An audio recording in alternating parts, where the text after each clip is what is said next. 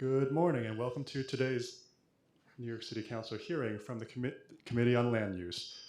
At this point, I'd like to remind everyone to please silence their electronic devices, and at no point is anyone to approach the dais.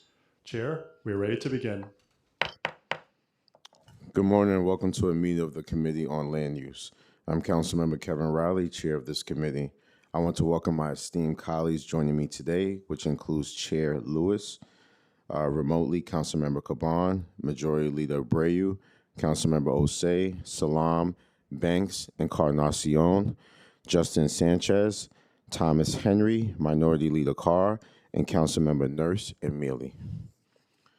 At today's meeting, we will hold a hearing on proposed legislation, intro number 833, a bill sponsored by Councilmember Sandy Nurse to address a potential amendment to the city's administrative code to addressing existing restrictions on building locations along portions of Eastern Parkway in Brooklyn. But before we get to that hearing, in approximately 15 minutes or so, the committee will first vote on the number of items voted out of our two subcommittees. As always, I want to thank Chair Lewis and Chair Marte for their work as our zoning and landmarks chairs. Today, we will vote to approve 3 separate LPC designations for individual landmarks, including LU 91 for the PS 15 Annex, LU 92 for the Church of St. Mary, and LU 93 for the Lithuanian Alliance Building in the district of Councilmember Ressler in Brooklyn, Chair Marte in Manhattan, and Councilmember Wilson in Manhattan. We will also vote to approve LUs 94 and 95 related to the 164 Street rezoning proposal in Councilmember Gennaro's district in Queens for a zoning map and zoning text amendment to facilitate the development of a new mixed-use development with approximately 80 units, including up to 24 affordable units through MIH. We will vote to approve with modification LUs 96 and 97 related to the 50-20th 108th Street rezoning proposal in Councilmember Thomas Henry District in Queens for a zoning tax amendment and a zoning map amendment, which together will facilitate the development of 2 new mixed-use developments with approximately 196 units total, including up to 49 affordable units through MIH. Our modification will be to remove MIH option 2, as well as to reduce the rezoning area to address concerns of residential displacement.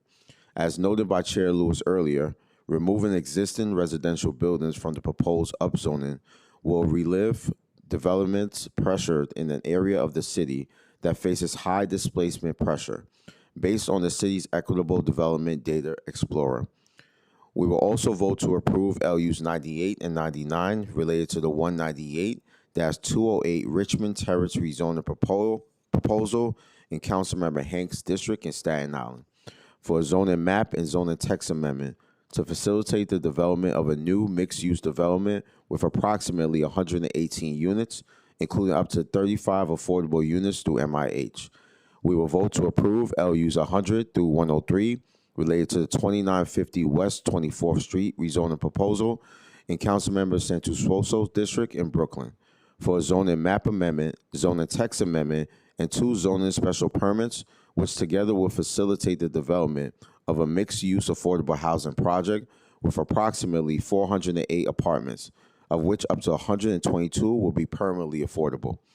We will vote to approve with modification LUs 104 and 105 related to the 6302 Fresh Pond Road rezoning proposal in Councilmember Wong's district in Queens for a zoning map and zoning text amendment to facilitate the development of a mixed-use residential project, including approximately 54 apartments, of which up to 14 will be permanently affordable through MIH. Our modification will be to remove MIH option 2.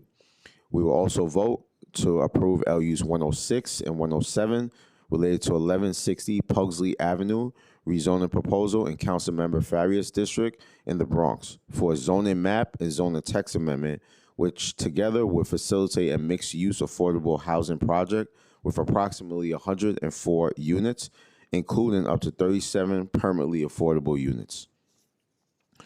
We will vote to approve LUs 108 and 109 related to the 1166 Bedford Avenue rezoning proposal in Councilmember Osei's district in Brooklyn for a zoning map and zoning text amendment, which will facilitate the development of a mixed-use affordable senior housing project with approximately 144 units, up to 43 of which will be permanently affordable.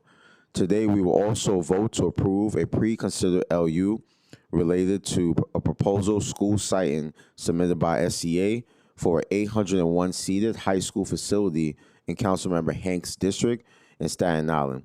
We will also vote to approve a pre-considered LU related to 511 West 171st Street ANCP cluster, an application by HPD for the designation of an urban development action area project, and the approval of a 40-year Article 11 tax exemption to facilitate the rehabilitation of 3 buildings with approximately 50 units total in Councilmember De La Rosa's district in Manhattan.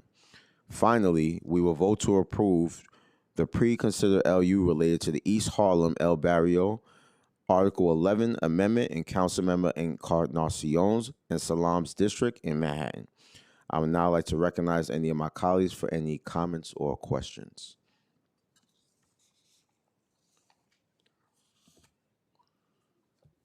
We've been joined by Councilmember Zwang and Councilmember Banks. Okay.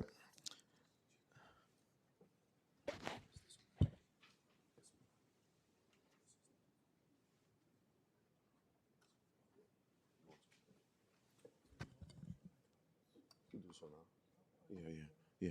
So I'll start with Councilmember Salam, and then we'll go to Councilmember Osei. Good morning, everyone. Good morning. Today I rise in support of application number G260005 XAM concerning the portfolio of 53 East 110th Street, 201 East 120th Street, and particularly 204 West 121st Streets, which is in my district. While this portfolio spans both my district and the district represented by my colleague, Councilmember Encarnacion, the residents who call these buildings home share the same expectation that they have access to stable, well-maintained, affordable housing and community resources that strengthen their neighborhoods. This application makes a targeted amendment to a project that the council originally approved in 2019.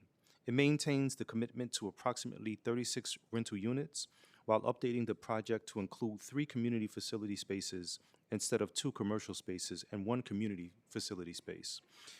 That is a thoughtful adjustment that better reflects the needs of the surrounding community and creates additional opportunities for services that residents can access close to their homes. For the families living at these addresses, this is about more than a technical amendment. It's about preserving affordable housing, supporting the continued rehabilitation and stewardship of these buildings, and ensuring that residents have access to spaces that can provide meaningful community benefits. I appreciate the collaborations between our council districts, the applicants, and all of the stakeholders who have worked to move this project forward. When we invest in preserving affordable homes and strengthening the services available to residents, we are investing in the long-term stability of our neighborhoods. For these reasons, I respectfully urge my colleagues on this committee to support this application. Thank you, Chair. Thank you, Councilmember Salam. Councilmember Osei. Thank you, Chair Riley and members of the committee for allowing me to speak about the 1166 Bedford Avenue rezoning. The Khalifa Residences project will bring much-needed senior affordable housing, 144 units, ground floor commercial space, a new mosque, and a new school to the site of the existing mosque, school, and retail space at 1166 Bedford Avenue. Mashallah. Masjid Abdul Musi Khalifa has been a pillar in the neighborhood since its establishment in 1962. And this project ensures that it will continue to provide much needed services for many years to come. They are leaving a powerful legacy, ensuring that our seniors can age in place and that our neighborhood retains a house of worship with a rich history. I want to thank Imam Rodney Rashid for his leadership and the entire applicant team for creating a great project. I also want to thank my constituents who came out to support this project every single step of the way. And finally, I want to again thank members of the committee for giving me this time, and I urge my colleagues to approve this application. Thank you very much, Chair. Thank you, Councilmember Osei. Just want to state for the record, we've been joined remotely by Councilmember Brooks Powers. I will now call for a vote with the support of the local members to approve LUs 91, 92, 93, 94, and 95, 98 and 99, 100, 101, 102, and 103, 106 and 107, 108 and 109, as well as the pre-considered LU items related to 511 West 171st Street, ANCP Cluster, the East Harlem El Barrio, Article 11 Amendment, and proposed SCA school siting at 25 Wall Street in Staten Island, and to approve with modifications LUs 96 and 97 and 104 and 105. Will the clerk please call the roll? Thank you. Good morning. William Martin, Committee Clerk. Roll call vote, Committee on Land Use. All items are coupled. Chair Riley. Aye. Lewis. Aye on all. Congratulations. Brooks. Powers. I vote aye. Thank you, Councilmember. Caban. Aye on all. Thank you. Abreu. I vote aye. Osei. I vote aye. Salam. I vote aye. Banks. I don't know. Zhuang. Aye. Encarnacion. I vote aye. Sanchez. Aye. Thomas Henry. Aye. Carr. Aye. Thank you. With a vote of 13 in the affirmative, 0 in the negative, and no abstentions, all items have been approved by the committee as described by the chair. Mr. Chair, that is a full committee. Thank you. Now we will move on to our hearing regarding intro number 833, which, as I mentioned, is sponsored by Councilmember Sandy Nurse and seeks to address outdated restrictions on building locations along portions of Eastern Parkway in Brooklyn. Today, along portions of Eastern Parkway and Eastern Parkway Extension in Brooklyn between Ralph Avenue to the west and Bushwick Avenue to the east, certain development restrictions resides in the city's administrative code, such that buildings and structures must be set back from the street line at a distance of 30 feet. The origins of these restrictions date from the 19th century, when parkway planners envisioned deep greenway along either side of the right-of-way. However, in the decades since its enactment, now compliant development and shifting attitudes and priorities have diluted the rationale for these rules along much of the roadway's length. Intro 833 proposes a target amendment of the city's administrative code to remove these restrictions, except along limited portions of the street where established development patterns reflect the original intent. I would like to note that the committee has received written testimony on behalf of the administration from the Department of City Planning that it supports this bill, and we will enter that testimony into record. At today's hearing, the council looks forward to hearing feedback from the public relating to the existing restrictions and the proposed amendment. At this time, before we open it up for the public testimony, I would like to now recognize my colleague, Councilmember Sandy Nurse, for her remarks. Thank you, Chair, and thank you for hearing this. Just want to express my full support for this and just give just a minute of context. This proposal came about because of a BSA variance. A property on the corner of Bushwick and Eastern Parkway is being turned into hundreds of units of affordable housing, and it didn't go through a ULURP. But the developer and the Doe Fund have agreed to build a community recreation center for the community as part of this. And we really need to amend this, do this zoning text amendment so that we can move forward with the project. I understand that there might, the way this is written includes other council districts. That's fine. However, if there is opposition, I would love to remove those districts from this so we can make this happen. This should have really been passed last year. This is very long delayed, so I would like to see this move forward. I'm glad the administrative is supportive, and thank you, Chair, for moving this forward. This is not going to impact property taxes. This has been confirmed by other agencies, and so we want to see the housing get built. This is affordable housing for folks in our community, and it will lead to a community center that is much needed in that area. And they've already started putting resources towards developing it and having community visioning sessions with people from our neighborhood and our surrounding community boards. So we really, really hope that we can move this along quickly. Thank you very much. Thank you, Councilmember Nurse. I would now like to open it up to my colleagues if anyone wants to testify. Councilmember Mealy. Yes, I would just like to let my colleagues know, yes, this is an outdated text amendment, but if my colleague would like that to happen in her district, that would be fine. I just asked, and I'm asking this body, could they relinquish my part of the district? If you want to see a center, that is good for your district. And it should be that each elected official have some kind of say on what's going on or what's rezoning. And this text amendment, anyone in their right mind, if you give someone 30 feet, extra feet on your property, if you think your taxes will not go up later on when it's reassessed, something is wrong with you. But I would like to get an opportunity to speak to my constituents first, to let them know what is coming down the pike. Just because it worked for one elected official district, it may not work for another elected official district. I just ask my colleagues to keep that in mind. I would do the same for anyone else in their district, and I would love for this partial of my district to be pulled out of this rezoning. Thank you. Thank you, Councilmember Mealy. And before I open up to the public, just want to clarify, this is not a text amendment. This is just an amendment to the administrative code, okay?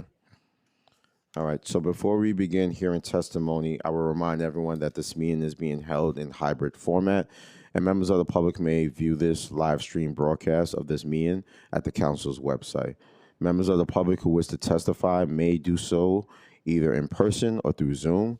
Those wishing to testify by Zoom must register online at the New York City Council's website at www.council.nyc.gov/land-use to sign up. For those of you here with us in person, please be sure to see one of the sergeant-at-arms to prepare and submit a speaker's card. We will limit public testimony to 2 minutes per witness. If you have additional testimony or if you have written testimony you would like to submit, we ask that you please email it to landustetestimony@council.nyc.gov.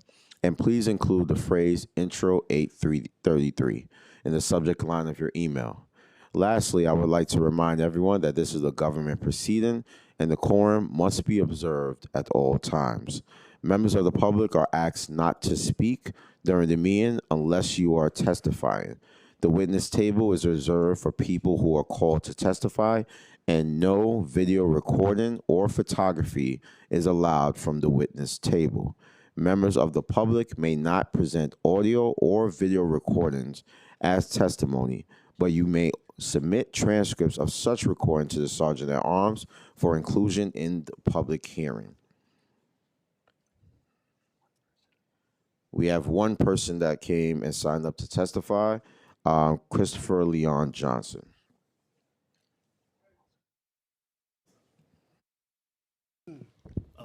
Ready? Ready? Yeah, hello. My name is Christopher Leon Johnson. I support this provision 100%. Let me be on the record that I live at 273 Buffalo Avenue in the 41st Councilman District, which covers Ralph Avenue all the way to Rockaway Parkway. I think that's the end of my district for Eastern Parkway. But I'm going to say this right now that, look, I think that we need more housing around there. But the thing that the councilman doesn't want to address is that the transportation over there is abysmal. Where is her saying about that we need a bus line on Eastern Parkway? Where I'm talking about Sandy Nurse, if she really cared about this so much. Look, I'll say this right now that if my councilman want to carve it out, I'm not gonna be opposed to it.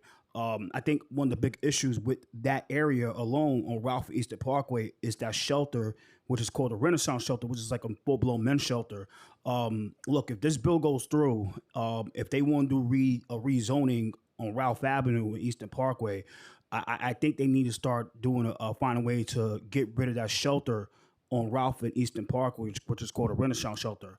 Going forward, I hope that Sandy Nurse and my councilmember Darlene Mealy gets to a resolution with this bill at hand. If, like I said before, if Mealy want it carved out, I have no problem getting it carved out. But Sandy has to find a way to really put upgrades in her district, because going to her area, it's like a disaster. It's a disaster walking down over there. It's really dangerous over there to really walk over there. My area is way more safer than her area on Eastern Parkway. But if she want to push this forward, she need to push more traffic calming on Eastern Parkway on her side of the district. That's what, because we are having no traffic calming in my district, so my area, including Mealy's part. So that's all I Thank got you to say. so much for your Thank you. testimony. Thank you. We're going to stand at ease to see if there's anyone else that's willing to testify on this proposal.